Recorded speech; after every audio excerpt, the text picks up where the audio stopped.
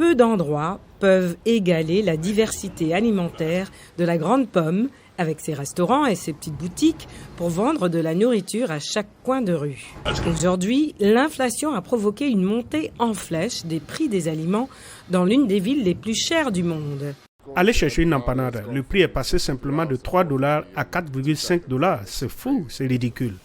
Selon l'indice des prix à la consommation du ministère américain de l'Agriculture, les prix des denrées alimentaires ont augmenté de plus de 10% l'année dernière, l'inflation atteignant son plus haut niveau depuis 40 ans.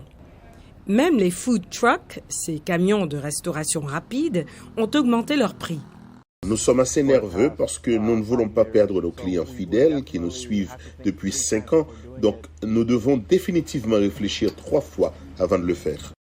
D'octobre à juin de cette année, les propriétaires du camion surnommé le Taureau Rouge ont augmenté le prix d'un burrito de $1,50 pour un total de $13,50 et ce prix peut encore augmenter. Chaque nourriture que vous achetez doit être passée par une série de bateaux, de camions et de trains.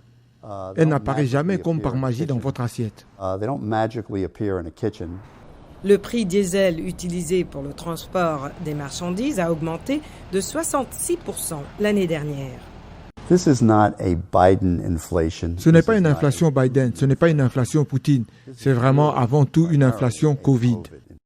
Dennis Apreza, qui vend de la nourriture dans les rues, affirme que son activité a chuté de 15% depuis la pandémie, alors que les salaires, les taxes et les prix ont augmenté.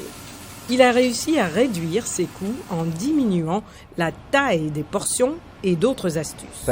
Au lieu de l'acheter par l'intermédiaire d'un distributeur tiers, nous nous levons maintenant à 3 ou 4 heures du matin pour aller acheter les produits frais directement sur le marché, afin de nous assurer que nous obtenons le meilleur prix concurrentiel du marché.